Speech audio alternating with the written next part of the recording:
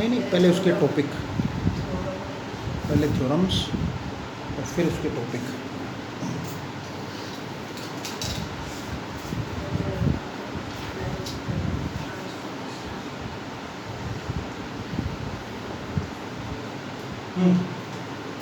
देखो, सबसे पहला हमने टॉपिक पढ़ा था लाइंस एंड एंगल्स, ठीक है।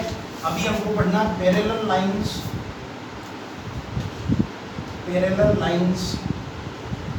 एंड ट्रांसवर्सल, ठीक है। तो देखो, ये दोनों नाम मेरे ख्याल से आप लोगों ने सुने होंगे। ये होती है पैरेलल लाइन। पैरेलल लाइन कहते हैं जिनकी बीच की डिस्टेंस हमेशा सेम रहती है, वो पैरेलल लाइंस होती है। जैसे ये पैरेलल लाइन नहीं है, क्यों? क्योंकि इनके बीच का डिस्टेंस सेम नहीं है, तो ये पैरेलल लाइंस है। पैरेलल लाइंस कौन सी है? जैसे इस बोर्ड का ये लाइन और ये लाइन, है ना। या ऐसा भी बोल सकते हो, the line which will never meet each other is known as parallel line. जो लाइनें कभी आपस में जाकर के मिलती नहीं है, that is parallel lines. Transversal क्या होता है? ट्रांसवर्सल जो लाइन इनको कट करती है, दैट इज ट्रांसवर्सल।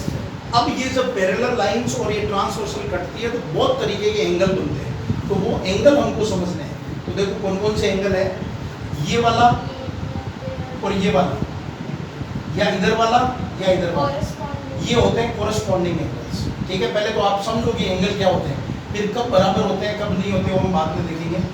ये होते हैं कोरस्पॉन्डिंग एंगल्स, है ना। 1 2, या इधर भी बनेगा तो वो भी कोरस्पॉन्डिंग एंगल्स। फिर 260, मतलब ये वाला और ये वाला भी कोरस्पॉन्डिंग एंगल बनेगा। और ऐसे ही इसके नीचे वाला अगर पूछेगा, ये वाला और ये वाला, तो भी कोरस्पॉन्डिंग एंगल, समझ गए। ऐसे ही ये वाला और ये वाला, ये भी कोरस्पॉन्डिंग एंगल्स। ये आप बुक में दिया हुआ है डायग्राम, उसको ऐसा कैसा चाहो तो बुक में बना सकते हो याद करने के लिए। मैं तो एक बार तुमको समझा देता हूँ। फिर होता है अल्टरनेट इंटीरियर एंगल, ये सबसे इंपॉर्टेंट है। अल्टरनेट इंटीरियर एंगल होते हैं ये वाला और ये वाला, जो जेड के टाइप में बनते हैं। जैसे कभी भी दो लाइन कटती है, उसको ऐसा काटा तो ये जो जेड फॉर्म करते हैं, that is known as alternate interior angle. तो ये अल्टरनेट इंटीरियर एंगल है। सिमिलरली ये और ये भी अल्टरनेट इंटीरियर एंगल है, ठीक है। फिर उसके बाद में है alternate exterior angle. Alternate exterior angle जो बाहर का जेड फॉर्म करता है, ये वाला, इसका जो बाहर वाला है, ये होते हैं अल्टरनेट एक्सटीरियर। ये बाहर बनते हैं इसलिए अल्टरनेट एक्सटीरियर एंगल। सिमिलरली ये वाला और ये वाला, ये भी अल्टरनेट एक्सटीरियर एंगल। कौन कौन से एंगल बता दिए मैंने तुमको? Corresponding angle. कोरस्पॉन्डिंग एंगल कौन कौन से होते हैं? ये वाला, है ना। इस तरीके के जो एंगल होते हैं कोरस्पॉन्डिंग एंगल। फिर एक मैंने बताया तुमको अल्टरनेट इंटीरियर एंगल, ये वाला एंगल और ये वाला एंगल जो जेड फॉर्म करते हैं, वैसे इधर भी हो सकते हैं, है ना। फिर एक मैंने तुमको बताया अल्टरनेट एक्सटीरियर एंगल, ये ऊपर वाला और ये नीचे वाला, या इधर वाला और या फिर इधर वाला, ठीक है। फिर उसके बाद में है interior angle on the same side of transversal, तो ये वाले angles interior angle on the same side of transversal. Similarly इधर भी होंगे और सिमिलरली इधर भी, ठीक है। 4 तरह के एंगल बताएं: corresponding angle, alternate interior angle, alternate exterior angle और interior angle on the same side of transversal. Interior angle on the same side of transversal. और कुछ एंगल हमको पहले से पता है, जैसे vertically opposite angle, linear pair, ये सब अपने को माइंड में रखना, क्योंकि कई सारे क्वेश्चन ऐसे आएंगे जिसमें सारे कॉन्सेप्ट अपने को एक साथ लगाने पड़ेंगे। वहीं पे वर्टिकल अपोजिट भी काम आएगा, वहीं पे ये भी काम आएंगे, ठीक है। ये लर्न भी करना है, समझना तो आई, साथ ही साथ ये लर्न भी होना चाहिए कि कौन सा एंगल कहाँ बनता है। अब देखो आगे, चलो लिखो, इसकी कुछ थ्योरम से लिखते जाओ। First, if a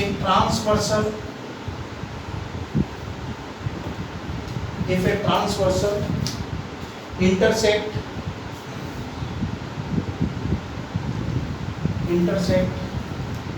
two parallel lines, if a transversal intersect two parallel lines, then each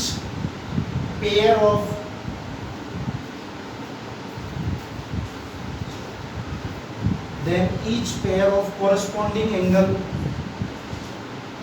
angles are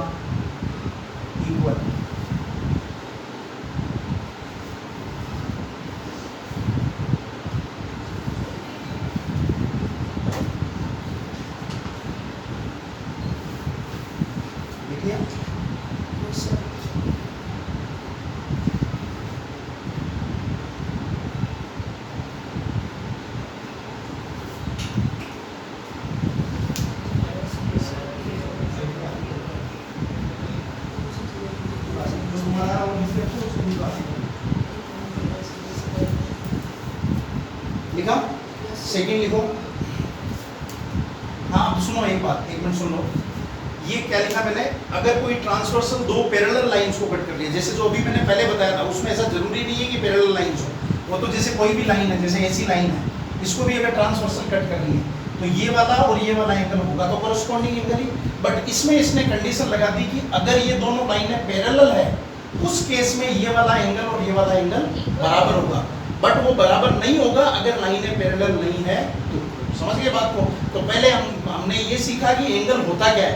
अब उसकी स्पेशल कंडीशन है कि अगर लाइनें पैरेलल है तो ये दोनों एंगल बराबर होंगे। अब इसमें एक चीज इसका उल्टा भी होता है, जैसे कई बार ये ऐसा डायग्राम बना करके और बोलते हैं ये एंगल और ये एंगल बराबर है, तब आपसे पूछेगा ये लाइन P और Q पैरेलल है क्या, तो बोलना यस, क्योंकि ये भी थ्योरम है कि अगर किसी डायग्राम में कोरस्पॉन्डिंग एंगल इक्वल दिए हुए हैं तो वो लाइनें पैरेलल होगी। इसका उल्टा भी हो जाए, उल्टा मैं तुमको नहीं लिखा, ठीक है, याद रखना है। इसका रिवर्स भी होता है।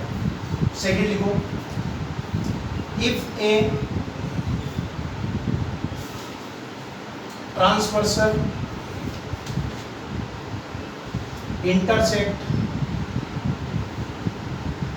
two parallel lines, then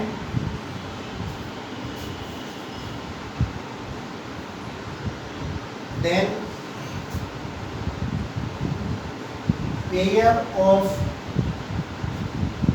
alternate interior angles will equal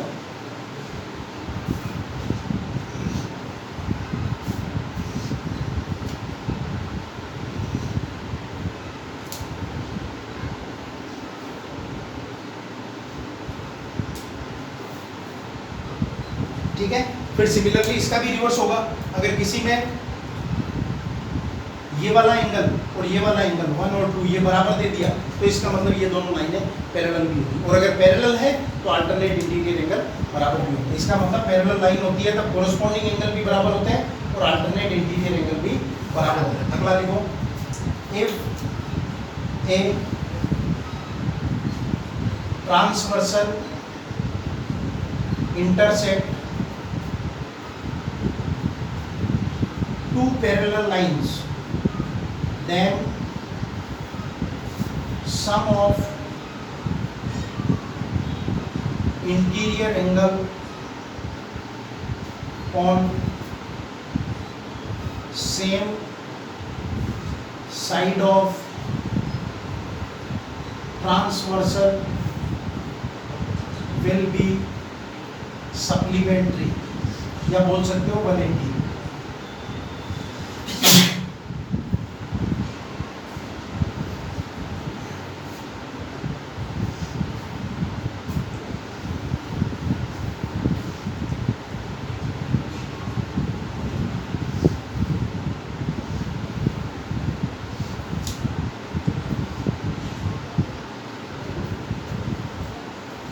ठीक है, समझ गए? तो देखो तीन चीजें मैं आपको, ये इतना सारा लिखा हुआ है ना, इसीलिए कहते हैं लिखने का तरीके अलग और याद करने के तरीके अलग। जैसे कहते हैं ना हाथी के दांत खाने के अलग और दिखाने के अलग। सिंपल सा एक लाइन में याद कर सकते हैं अपन इसको। ये तो सिर्फ लिखने के लिए बताया। दो पैरेलल लाइन है, अगर उसको ट्रांसवर्सल कट कर रहा है तो इसके corresponding angle equal, alternate interior angle equal, और sum of interior angle on the same side of transversal will be 180। बस ये इतना सही है, जिसको अपन ने इतने में लिखा है ना, तो कई बार लिखना भी जरूरी होता है। ये अपने को ऐसा दिमाग में सीधा याद होता है। ठीक है, बस अब एक लास्ट थ्योरम लिख लो, फिर इसके बाद क्वेश्चन करते हैं। लास्ट लिखो, lines which are parallel, lines which are parallel to the same line, lines which are parallel to same line are lines which are parallel to same line are parallel to each other। ठीक है, are parallel to each other। अब देखो समझो कैसा है, जैसे ये एक लाइन दी हुई है, देखो ये एक लाइन है, एक लाइन ऊपर खींची हुई है, इसका नाम है पी। वो बोलता है पी जो लाइन है इसके पैरेलल है, ठीक है। फिर नीचे एक और लाइन बना दिया क्यू, बोलता है क्यू भी इसके पैरेलल है। तो हमसे पूछता है पी और क्यू पैरेलल हो गए, तो यस यही थ्योरम है। Lines which are parallel to line, lines which are parallel to any line will be parallel to each other also. अगर ये इसके पैरेलल है, ये इसके पैरेलल है, तो इसका मतलब ये दोनों भी आपस में पैरेलल है, ठीक है। ये इसके कॉन्सेप्ट बोल के जितना भी था इस एक्सरसाइज का वो सारा हो गया। अब देखो इसके एक्सरसाइज के क्वेश्चंस। एग्जांपल नंबर 4,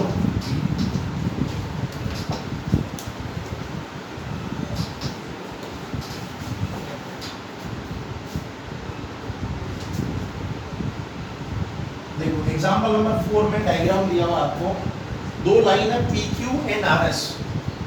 ये मैंने बनाया पी क्यू और ये मैंने बना दिया यहाँ पे आर एस, ठीक है। ये दोनों पैरेलल है, ठीक है। फिर एंगल एम एक्स क्यू, ये वाला एंगल एम की तरह, एम यहाँ पे एम एक्स क्यू, ये एंगल कितना दिया हुआ है 135, ठीक है। और नीचे दिया हुआ है 45 डिग्री, 45 है कि 40 डिग्री। और हमसे क्या पूछा है इसने, एंगल एक्स एम वाई, ये वाला एंगल एक्स एम वाई,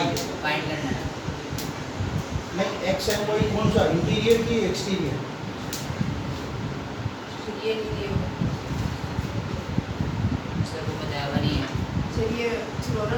यही वाला एक्स एम वाई, ये अंदर है। अब देखो इसमें क्या हो रहा है, अभी हमने जो कॉन्सेप्ट पढ़ा वो कॉन्सेप्ट क्या था कि दो पैरेलल लाइन को कोई ट्रांसवर्सल कट करे, पर इसमें तो कोई ट्रांसवर्सल कट कर नहीं, तो ये बीच में पॉइंट आ गया। तो इसमें हमको कंस्ट्रक्शन करना पड़ता है। हम लोग इसमें क्या करते हैं, बीच में एक लाइन खींच देते हैं पैरेलल, इसके और इसके, हो गया। तो उससे क्या होगा, देखो ये लाइन और ये लाइन पैरेलल हो गई। ये वाला एंगल कितना है 135 डिग्री। तो देखो ये वाला एंगल और ये वाला एंगल क्या है, interior angle on the same side of transversal. तो ये वाला एंगल 135 है, तो ये वाला एंगल कितना हो जाएगा 180 माइनस 135 डिग्री, कितना आ जाएगा 5, 7 माइनस 3 45, तो ये आ गया 45।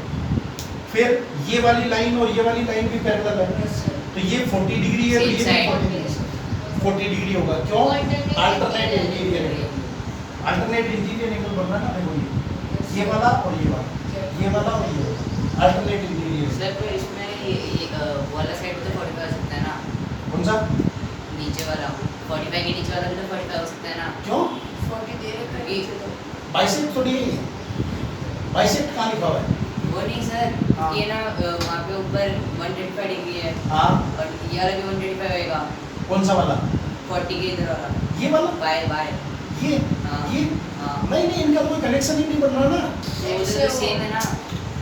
सेम क्यों है, ये तो कोई ट्रांसवर्सल लाइन ही नहीं है, इनका तो आपस में कोई लिंक ही नहीं है, तभी तो हमने बीच में पैरेलल लाइन खींची। अगर उनका आपस में कोई लिंक होता तो ये पैरेलल लाइन खींचते ही क्यों। इन दोनों में तो अभी के हिसाब से जो जैसा डायग्राम था ना, कुछ नहीं लग रहा था, क्योंकि ट्रांसवर्सल थी नहीं, इसलिए तो मैंने ये बनाया। तो इसका ये ट्रांसवर्सल बन गया, नीचे वाले का ये ट्रांसवर्सल बन गया। तो ये 40 है तो ये भी 40, तो ये दोनों मिलाकर के कितना हो जाएगा 40 और 45 85, ठीक है ना। अब ये समझ गए। अब तुम मेरे को इसको लैंग्वेज में लिख के बताओ, इसी क्वेश्चन को सेम रफ में लिख दो, बने फिर घर पे कर लेना इसको।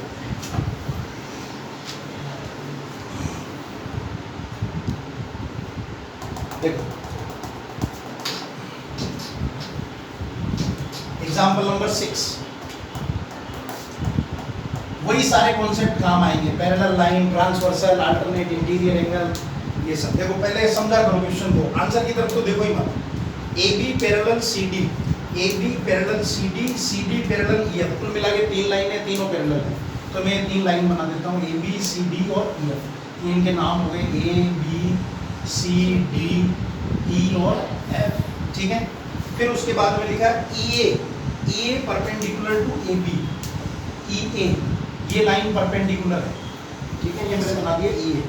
फिर बोल रहा है angle B E F, B E F, B E F, तो ये इसको मिला दिया बी ई एफ, ये थोड़ा बाहर से बी ई एफ, ये वाला एंगल कितना दिया हुआ है 55 डिग्री। फिर find the value of x y and z। ये तो है x, ये तो है y और z कहाँ है? मेरे वाले में तो दिख ही नहीं रहा z। Z वो ऊपर ही है, 55 के ऊपर। ये यहाँ पे हाँ, सर। हाँ। हो गया। अब आ जाओ देखो।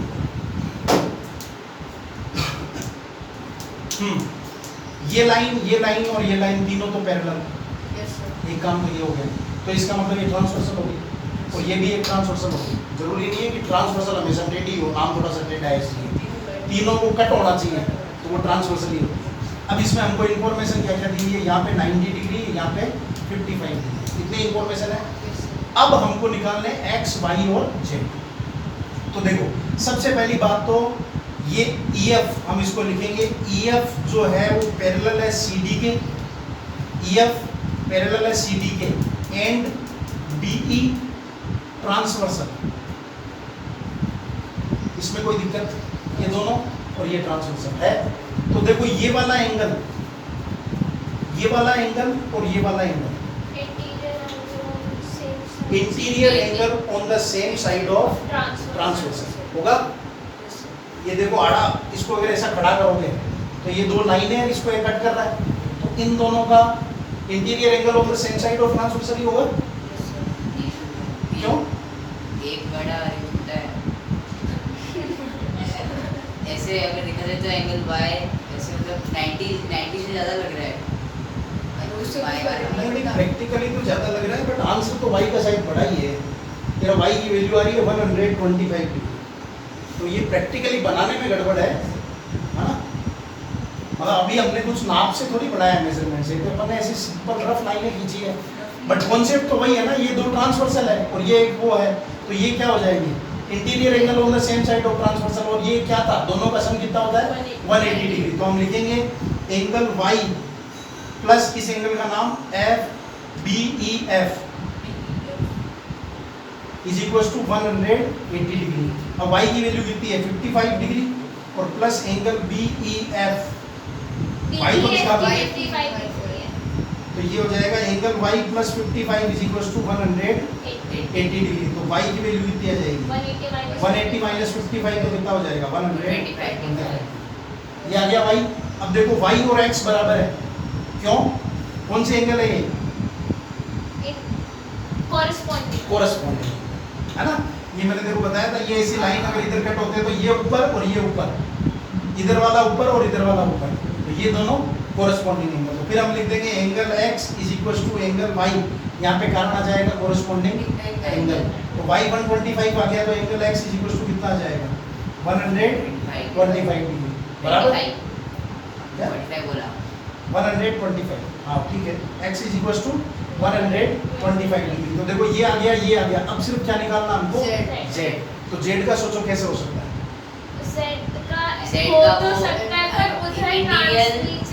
अल्टरनेट इंटीरियर एंगल कौन सा? Z और y। Z और नहीं, z और y ये अगर पूरा होता ना तो अल्टरनेट इंटीरियर एंगल होता। ये तो छोटा सा ही है। अगर ये z यहाँ से यहाँ तक होता ना तब z और y अल्टरनेट इंटीरियर एंगल होता। समझ लीजिए, ये कह रहा है कि y और z और y नहीं, मैं बोल रही थी कि जो z और x है, हाँ। अगर नीचे भी लाइन होती हाँ। तब वो दोनों इक्वल हो जाते हैं, हाँ पर अब अभी नीचे लाइन नहीं But है। सर एक बार हाँ, लग रहा है हाँ, बोल। अगर हम लोग एंगल जो E है वो है तो 90, हाँ तो अगर हम लोग 55 को माइनस नहीं, एंगल ई 90 क्यों है? ये तो यहाँ परपेंडिकुलर दिया है उसने। तो वो और ये तो सेम ही है ना। क्यों? दिखने में सेम है इसलिए नहीं होता।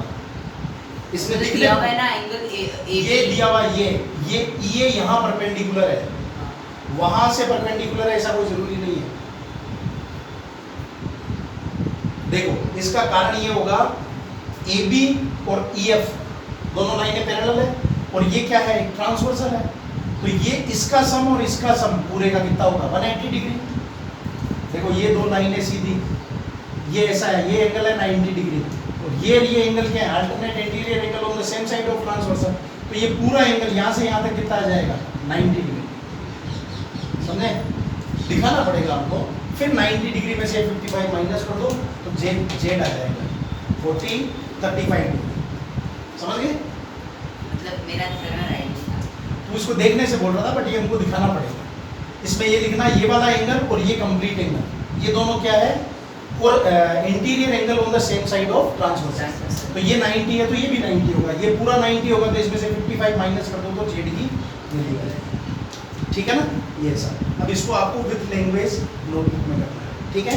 और मैं आपको देखो 2-3 क्वेश्चन बता देता हूँ, उतना आप वो कर लेना, तो कल ये एक्सरसाइज भी लगभग फिनिश हो जाएगी। देखो आपको जो घर से क्वेश्चन करने हैं वो है क्वेश्चन नंबर 1 और question number 3, question number 4, question number 4 और 5, ये सब वो है जिसमें वैल्यू निकालनी है ना। बाकी प्रूफ वाले में मतलब आपको एक्सरसाइज में 2nd और 6th छोड़ना है, तो 2nd, 6th और एग्जाम्पल नंबर 5 ये मैं आपको कल एक्सप्लेन कर दूंगा। कल एक्सप्लेन क्या मतलब बोर्ड पे बता दूंगा, क्योंकि प्रूफ वाला है। ठीक है ना? हाँ, सेकंड भी मैं बता दूंगा। एक्चुअली ऐसा आप देखा नहीं ना तुमने 3:7 का, हो जाएगा तो अच्छी बात है, कोई दिक्कत नहीं है। 1st to 5th करके देख लेना। ठीक है ना? तो तुमको सिर्फ एक एग्जाम्पल नंबर 5 और क्वेश्चन नंबर 6 छोड़ना है ना। बाकी रिमेनिंग ये नोटबुक में करके लाना, है ना। 5 मिनट लगेगा, लिख के बता दो ये वाला, फिर चले जाना। तू चला जा।